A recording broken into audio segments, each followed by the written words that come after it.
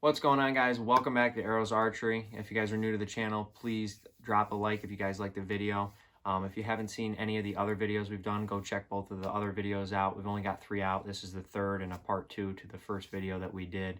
Also, any support you guys have given on the Instagram page at Airohz Archery have been absolutely phenomenal. The support's been awesome. I'm so thankful for the amount of support we've gotten through this so far. So just bear with me. We're gonna have a lot here on the channel. We're gonna dive into the part 2 video today of the first video, which is how to be a better beginner bow hunter. And we talked about a lot of different things in the first video. We talked about axle to axle lengths.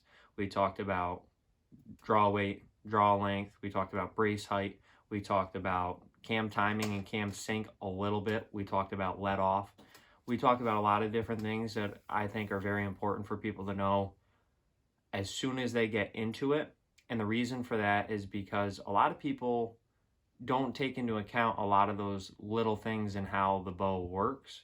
So by you doing that, that's ultimately going to help you understand the bow better. And that's something that I think is of a huge value and a huge asset that I've learned over the years, is that take pride in your equipment, take pride in the things that you choose to bring into the woods or even outside of hunting, and just in general and in life, what you trust and what you use.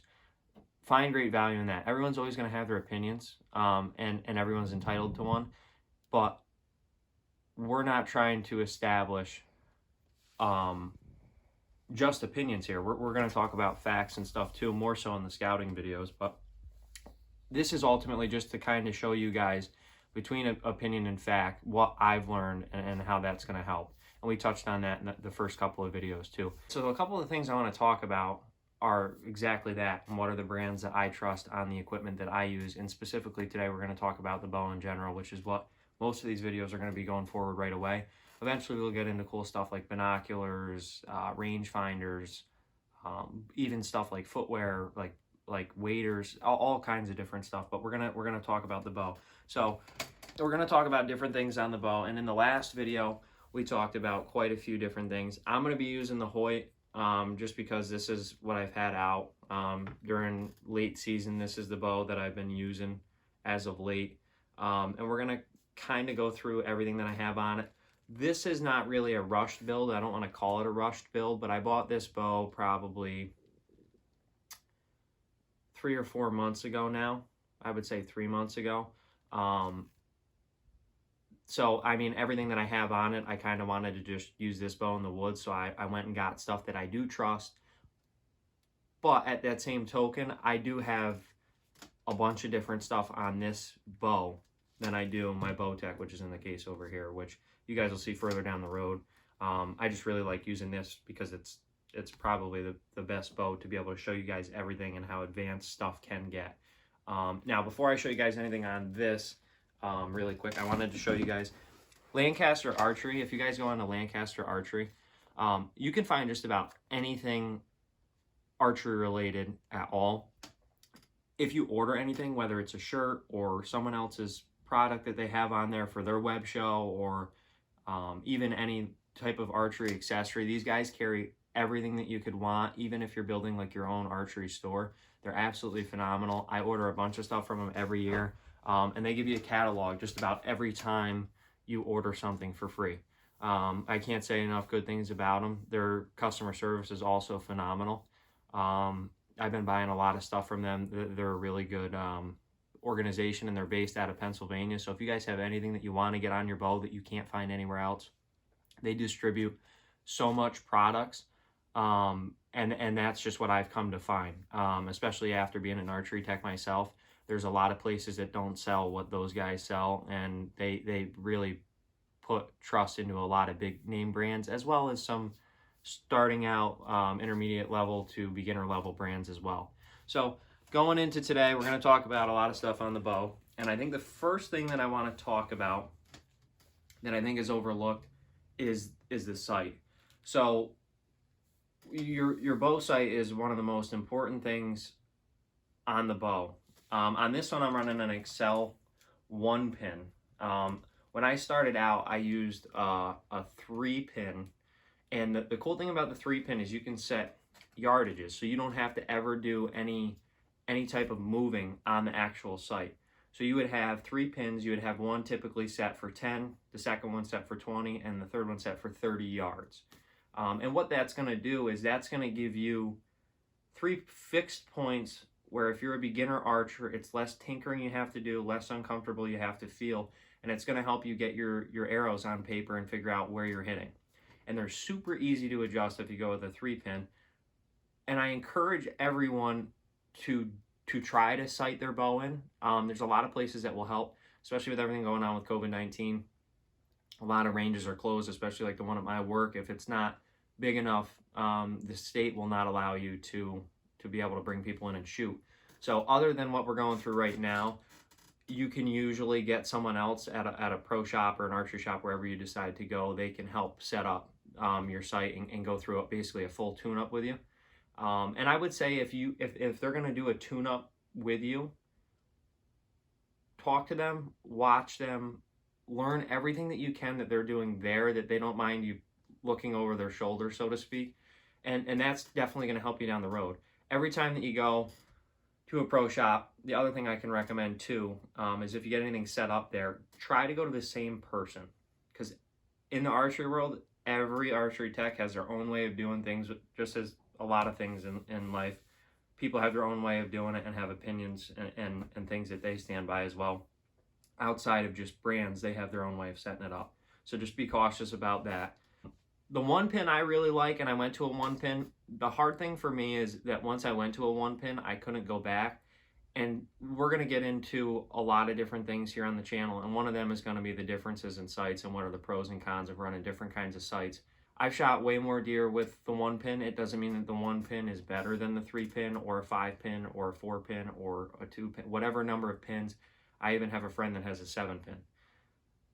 I personally don't like more pins because it obstructs the view in your sight housing, and especially if you're in the woods and you're in a low light situation, whether you're hunting turkeys with the bow early in the spring in the morning and you don't have a whole lot of light to work with, or whether you're chasing whitetails during the rut where things happen fast in November, you really, for me, the most important thing is to minimize the amount of obstructions in my sight picture. But the advantage to having multiple pins is you don't have to set anything. Once those are set and you have those sighted in, you're good to go. All you have to do is know what yardage that your shot's going to take place at, and that's ultimately going to just have you draw the bow back, line it up, and find that pin for that yardage and make the shot.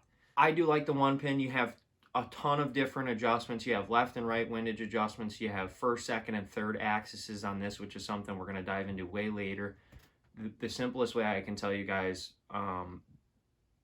what that is it's just more adjustment for the sight. It's left, right. It's all different kinds of angles, and we'll get into that further down the road as well.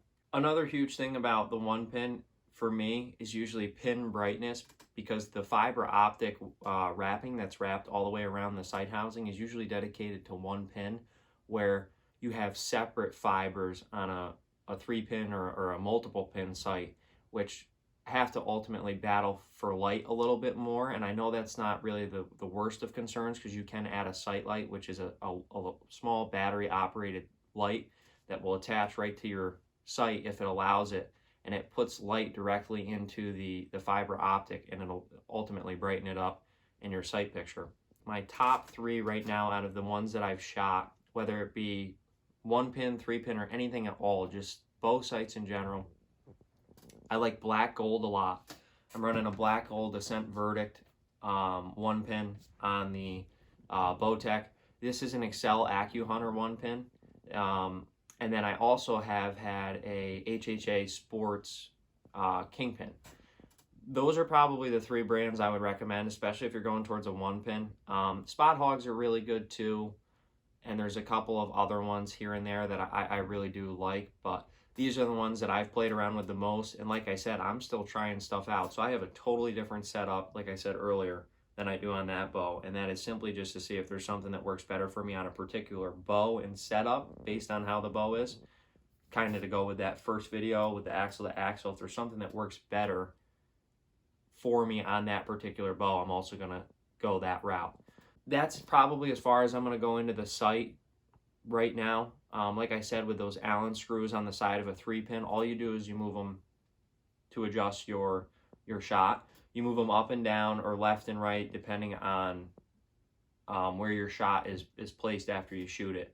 But we're going to go into that more in depth once we get outside and I show you guys how to shoot and we go through some of the actual shooting tips.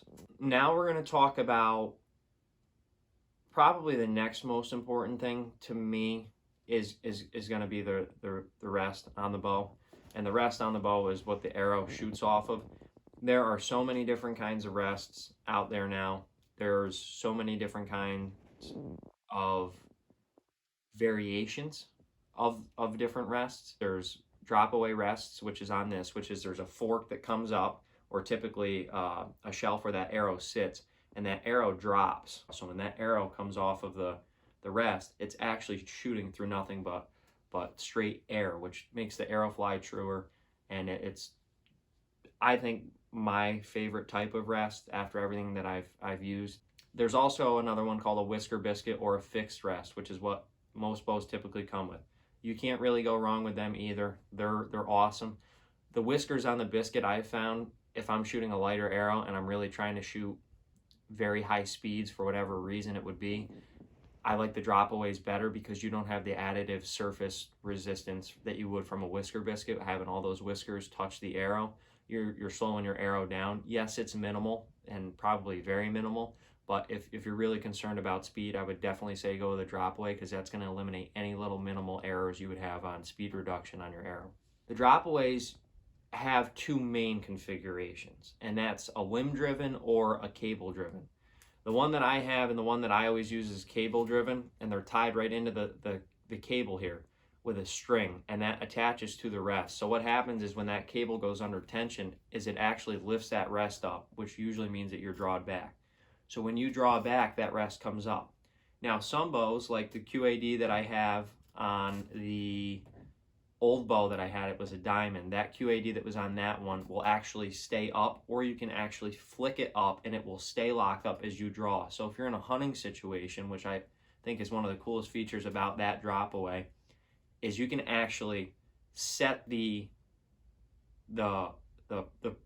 shelf on the arrow to stay up as you draw back. So there's no clanging around, you're not worrying about the arrow jumping off of it or anything like that. And then you still get that true arrow flight when that rest drops out of the way and it shoots straight through the air. So I like that a lot. The ripcord Code Red that I have on the Bowtech also does that, but it's by a cord. It's not by a actual button. So all you have to do is set the rest up, and then if you have to get the rest to drop down, you can. So there's the little thing we call the whale tail on this rest, which is the shelf. So that moves up, and then when I let go of the arrow, it drops out of the way. But notice how that doesn't stay up all the way. That's because this rest doesn't have a position unless I tighten it enough for it to stay up. And I would only have it stay up and tighten it if I was doing service work on it or I was tuning it. Now that we've talked about the sight and we've talked about the rests, you do have windage adjustments on them, you do have left and right adjustments on them, and you do have up and down adjustments on them for any configuration, whether it's a 1-pin, 3-pin, 5-pin sight, whether it's a limb driven or a cable driven drop away rest, or it's a fixed whisker biscuit or any type of fixed rest. They all have those adjustments. The only one that won't have all 4 adjustments is if you buy a standard like Trophy Ridge brand whisker biscuit that only has the left and right. The 3 top brands for the rest that I would recommend are QAD, Quality Archery Designs. I would say Ripcord is right there with them for me. I would say they're tied. I absolutely love my Ripcord. I think it's very fast, it's quiet, and it shoots just as good as a QAD. And then I have a trophy taker on this one that has a full cage, and all you do is slide the arrow through here, and it's super quiet and super quick. I like all 3 of them. I put the trophy taker on this because I got a really good deal on the trophy taker, and I wanted to give it a try. I just find it for me that it doesn't really bother me when it has a full containment cage, which means that it contains the whole arrow inside of a cage, it doesn't bother me that this doesn't stay up the whole time like you will have on the ripcord. If you wanted to set it up, it would stay up like this, like we talked about in the tree stand, and you would never have to worry about this coming up as you draw. So those are the three that I like there. The next thing that we're going to talk about is going to be the quiver, and then we'll talk about the stabilizer and the string a little bit. And this is the Hex Light quiver by Trophy Ridge. It's a 5 arrow quiver. This quiver I only have on this bow. I have the original Trophy Ridge Light, this 6 arrow quiver on my Bowtech. They're actually probably the best quiver I think I've ever had on any of my bows. They have a little locking clip here that locks that quiver into place, and it actually twists and turns and lifts out, and then you can hang it separately from your bow. I find that super useful. That way when you go to shoot the bow from the tree stand, or if you're target shooting, regardless of what you're doing, you don't have that left and right lean that quiver with that added weight, especially with heavier arrows like I'm running in there. So that's super, super helpful. The other reason I'm running this quiver is this has a couple of cool features. It has a green light on the inside, so if you're blind hunting or you're hunting in a really dark area or late season like now when the sun doesn't come up for probably a half hour after sunrise says it does, because it's still overcast and dark, you won't cut your fingers on your broadheads and you can see what's going on inside of here if you need to. Now, the other cool feature is it also has a light on the top. So if you ever ran out of a flashlight, this has green lights on top. You just pop that quiver off and you can still use it to blood trail or at least get you out of the woods. So the multi-functioning quiver I think is phenomenal, and it's just a couple of watch batteries that you have to replace in there. I would say this is probably the only quiver I would run on any of my bows until it does me wrong, and I don't think it will. So other brands though, if you want to look outside of this, I would say the Quickie quivers, if you want a really small quiver, are really good. Tight Spot makes a phenomenal quiver too. They're a little bit pricier.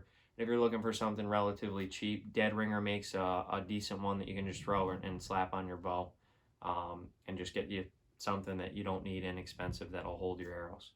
Going into the last major component on the bow that attaches to the bow for the remainder of how you use it or how long you use it is a stabilizer, which I don't have on this bow. Typically they mount here on my Bowtech. Bowtech had a lot of cool innovative features. That's the reason I ended up buying that bow in 2019. It's a Realm SS is the model. And they put 3 individual screws or tap outs on the bottom of the riser, top and bottom, which again, we talked about the riser in the last video too. That's the main frame of the bow in the middle here. That allows so you can put those stabilizers anywhere on the bow, and you can actually face them rearward on the bow, excuse me. So that's really good for target archers, and you'll see a lot of guys that shoot pros. Chris B is one of the biggest ones that you'll see run this all the time. He runs a company called Shrewd Stabilizers, and he has I believe he said it's a 12-inch front stabilizer and a 9-inch rear is what he runs on his target bows, and he runs something a little bit shorter on his hunting bow. So there's tons and tons of options for stabilizers and different angles if you do want to run a back bar and a front stabilizer. I didn't really see the need for me to put a stabilizer on because I shoot a lot in the summer especially. I mean, a night after work, I'll go out and shoot 65 to 75 arrows. And I mean, by that point, you're tired. So if I shoot with a stabilizer, it usually is relatively short for my hunting setup, and it's usually relatively light. If I don't, it doesn't really hurt my accuracy. I know that might sound crazy to some expert archers, but it really doesn't, for me, it doesn't really bother me not to have one on there, and it's not one of those things that's an end-all be-all. If you can shoot comfortably and you can shoot accurately and you feel confident in your setup, it's one of those things that you can say, hey, you know what, maybe I can wait 2 weeks or wait for my next paycheck and I can get it. It's not something you need right away. So don't worry too much about that. But it is an important factor for balance of the bow. If you feel like your bow is a little back heavy or you feel like it's a little top heavy, see how it feels in your hand. Going back to the first video again, really hold that bow. When you go to decide to pick one out, really get a feel for it and know what you're getting into.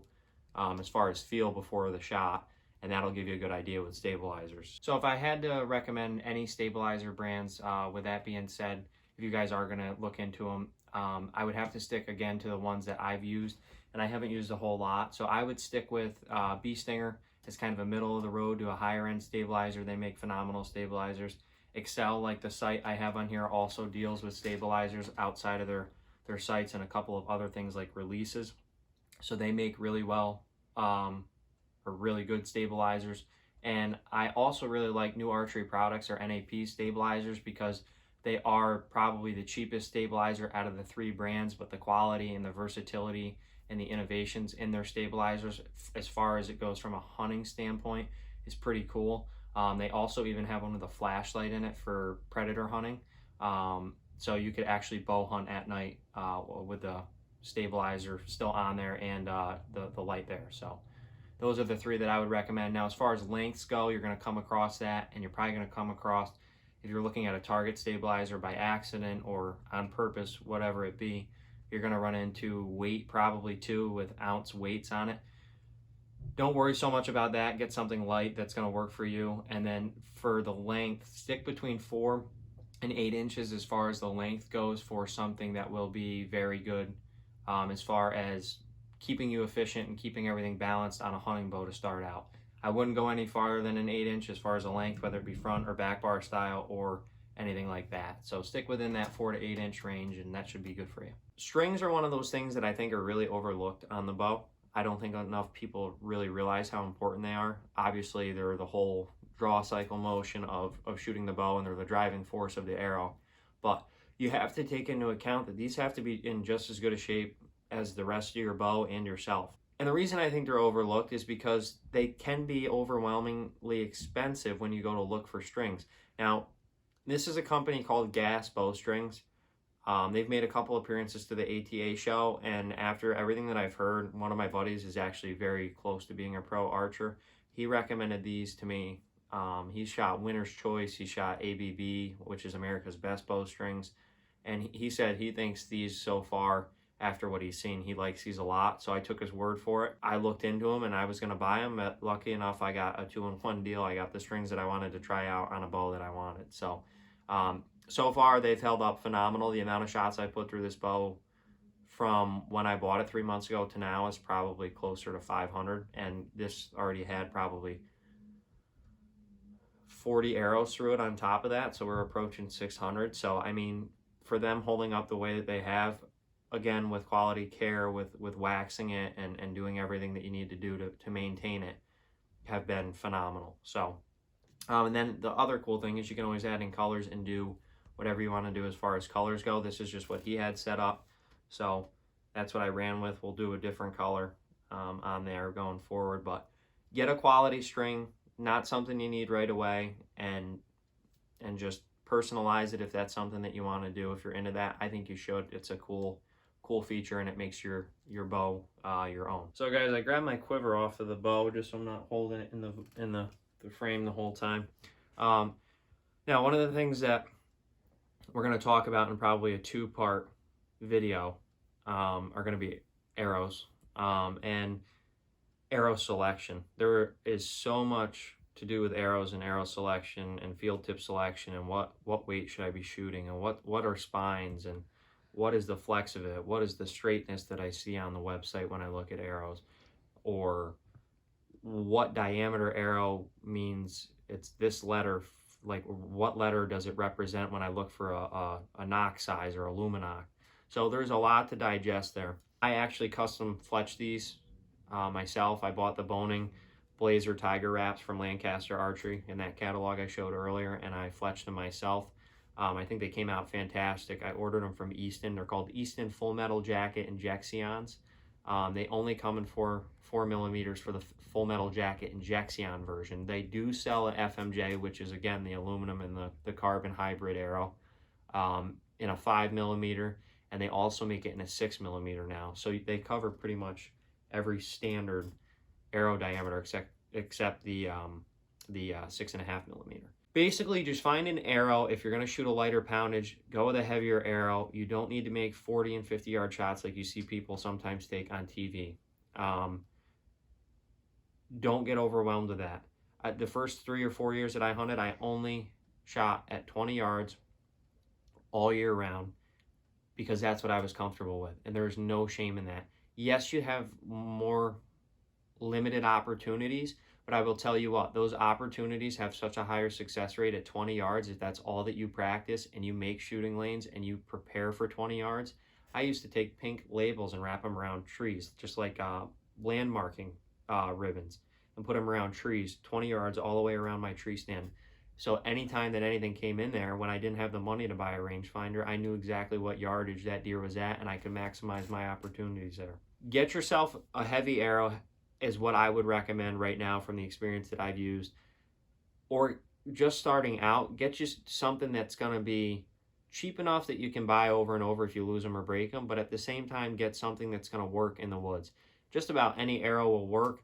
Get a quality broadhead. That's going to be another video. Like I said, we have so much to cover here, and that's why I'm really excited about talking about a lot of this stuff with you guys. So if there's 3 brands I would recommend if you don't really care, money aside, and you just want an arrow that's really going to perform, Easton with their hybrid series of arrows, that's what I call them because they're the aluminum and the carbon that we talked about.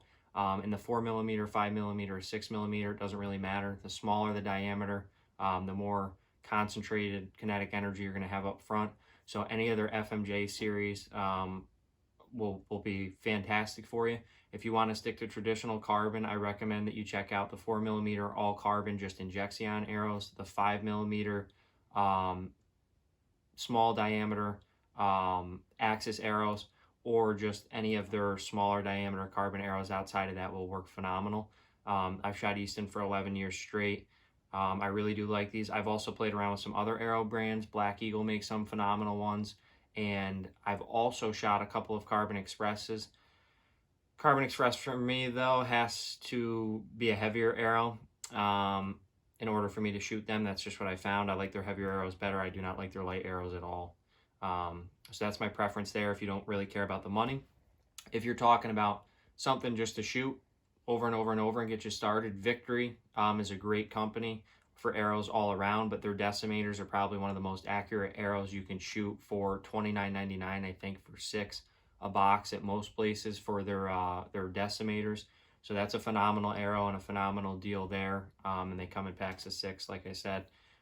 Easton also with the Raiders or their new 6.5 matrix and the .005 straightness also won't break the bank, and they make a phenomenal arrow. Or even going back to Black Eagle, the Outlaw series, whether you get them crested, which means with the wrap on the end or not, whatever way you get them, the Outlaws are another phenomenal arrow. I think they run 6 for about $42 depending on where you get them. So they're also a great option. So we got a lot of options for arrows. Like I said, we're gonna dive into them soon. So stick with that for now, and we'll give you more in the future. That is the part 2 video to the first video. Like I said, there's gonna be a lot more stuff coming. So if there's stuff that I missed or stuff that I maybe didn't talk about here, it's not that I won't talk about it. It's just it'll be coming a lot later when I actually divide everything up and go, okay, we're going to talk about arrows today specifically. We're going to talk about fletchings here specifically. I appreciate you guys looking and watching. I can't say that enough. I really do appreciate anyone that has watched, especially if you guys have watched till the end of this video. It means a lot to me because I'm getting to do what I want to do and sit here and gab along and talk about the things that I like. So appreciate all the support again, guys. So stay tuned for the next video. Like I said, probably about a week and a half out, and we'll get into some pretty cool stuff and eventually probably some self-filmed hunts down the road here. So stay tuned, and appreciate you tuning in to Airohz Archery, guys.